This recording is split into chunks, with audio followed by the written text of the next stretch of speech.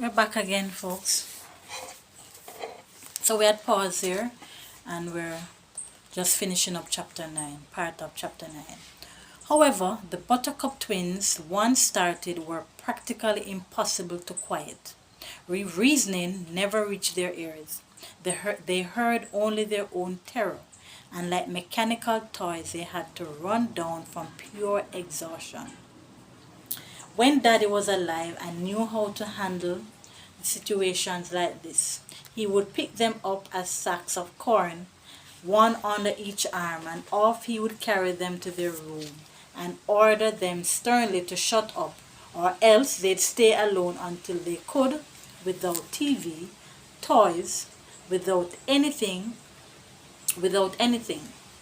without an audience to witness their defiance or hear their impressive wails. Their screams seldom lasted more than a few minutes after the door closed on them. Then they would sulk out, quiet, meek, and they would snuggle down on Daddy's lap and say in small voices, "We're sorry, we're sorry." Oh my goodness, I feel so sorry for the twins, guys. But Daddy was dead. There wasn't a distant bedroom where they could wind down. This one room was our mansion, and in here the twins held their captive audience, painfully enthralled. Their screams, they screamed until their faces went from red to magenta and then onto purple. Their blue eyes went glassy and unfocused from their combined efforts. Oh, it was a grand show, all right, and a foolhardy one. Apparently, until now, our grandmother had been held mesmerized by such a display. Then, whatever had held her motionless released its spell. She came alive. Purposefully, she strode over to the corner where the twins huddled down. Where the twins huddled.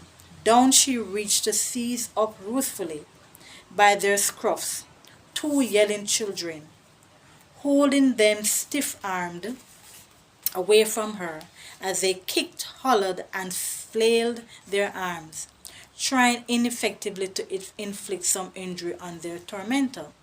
The twins were hauled up before our mother, then down on the floor where they were dropped, like so much unwanted trash. Oh goodness. In a loud, firm voice that punctuated through their yelling, she stated flatly, "I will whip you both until the blood runs from your skin if you don't stop that yelling this very instant." That inhumane quality, plus the cold force of this apparent threat, convinced the twins, as it did me, that she meant exactly what she said. In astonished and horrified belief, the twins stared up at her, and with open mouth, they choked off their cries. They knew what blood was, and pain came with it. It hurt to see them handled so brutally, as if she didn't care if frail bones broke or tender flesh was bruised. She towered above them, above all of us. Then she pivoted about and fired at our mother. "Corinne, I will not have a scene so disgusting as this happen again. Obviously your children have been spoiled and indulged and are in desperate need of lessons in this discipline and obedience. No child who lives in this house will disobey or scream or show defiance. You hear that? They will speak when spoken to. They will jump to obey my voice. Now take off your blouse, daughter, and show those who disobey just how punishment is dealt out in this house." During this, our mother had risen. She seemed to shrink smaller into her high-heeled shoes as she turned waxen white. "No," she breathed. "That is not necessary now. See, the twins have stopped crying. They are obeying now." The old woman's face grew very grim. "Corinne, are you heedless enough to disobey?"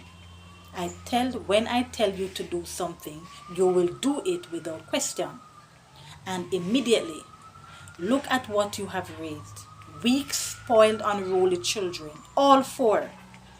They think they can scream and get what they want. Screams will not avail them here. They might as well know there is no mercy for those who disobey and break my rules. You should know that, Corinne. Did I ever show you mercy?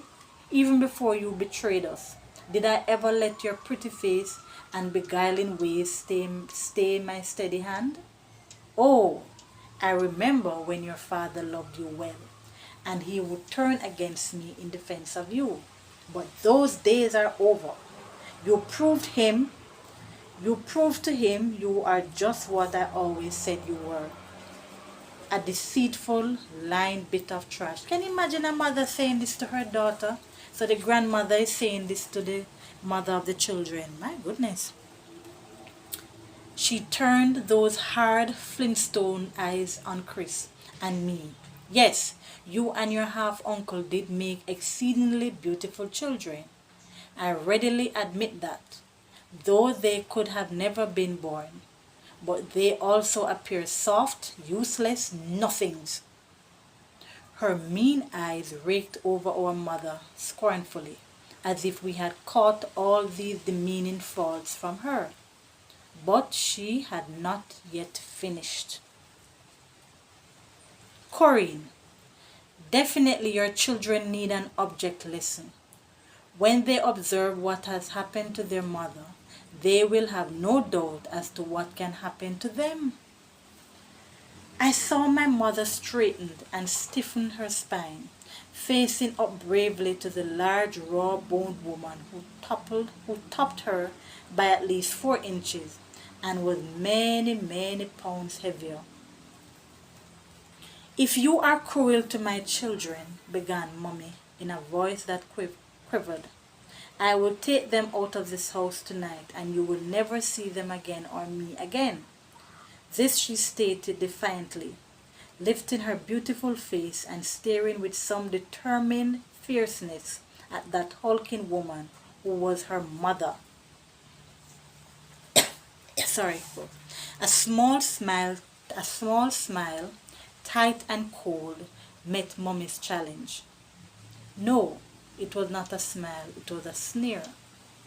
Take them away tonight. Now, take yourself away, Corinne. If I never see your children again or hear from you again, do you think I care? Do you think I care? Our mother's blue eyes clashed with those steely tones while we children watched. Inside, I was screaming with joy. Mommy was going to take us out of here.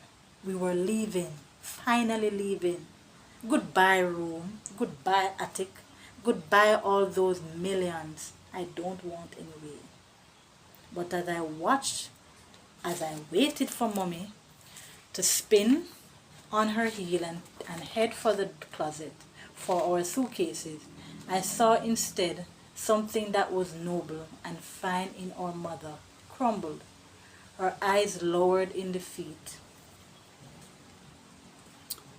and slowly her head bowed to hide her expression.